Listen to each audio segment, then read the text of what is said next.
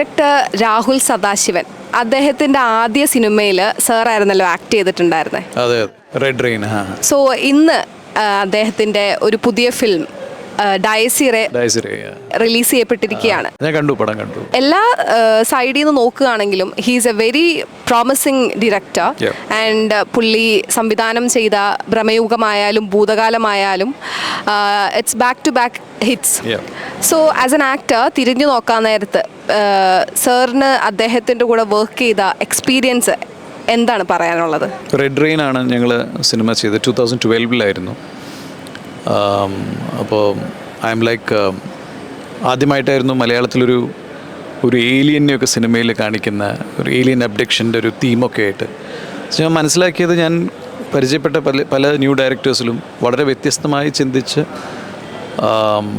And very hard working and craft ഭയങ്കരമായി എഴുത്തും ക്രാഫ്റ്റും കൂടിയിട്ട് ഒരുമിച്ച് യൂസ് ചെയ്ത് പുള്ളിയുടേതായ ഒരു ജോണർ ക്രിയേറ്റ് ചെയ്യാൻ ശ്രമിക്കുന്ന ഒരാളായിരുന്നു ഞാൻ അന്ന് കാണുമ്പോഴും. ആൻഡ് ഇതിൻ്റെ ഒരു ഇൻട്രസ്റ്റിംഗ് പോയിന്റ്, റെഡ് റെയിൻ കഴിഞ്ഞ് ഒരു ഇത്തിരി ഗ്യാപ്പിന് ശേഷമാണ് ഭൂതകാലം വരുന്നത്. സോ ഈ നെവർ അതൊന്ന് ബ്രേക്ക് ഔട്ട് ചെയ്തിട്ട് വേറൊരു ജോണർ ട്രൈ ചെയ്യുക, അല്ലെങ്കിൽ ജോണേഴ്സ് വ്യത്യാസമുണ്ട്. ഇപ്പോൾ റെഡ് റെയിനും ഭൂതകാലം വ്യത്യാസമുണ്ട്. But what I meant is he never compromised. പുള്ളിയുടെ കൺവിക്ഷനോടുകൂടി ഹി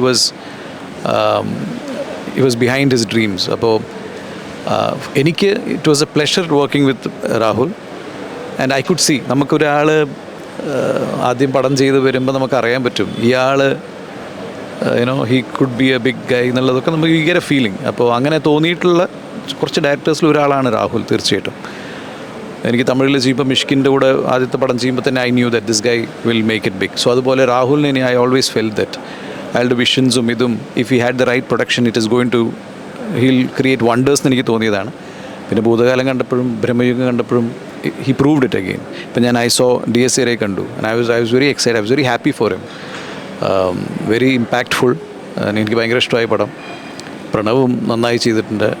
പിന്നെ അതിൻ്റെ മേക്കിങ്ങും സിനിമാറ്റോഗ്രാഫിയും മ്യൂസിക്കും കുറച്ച് ധൈര്യമുള്ളവർക്ക് പോയി കാണാവുന്നതാണ്.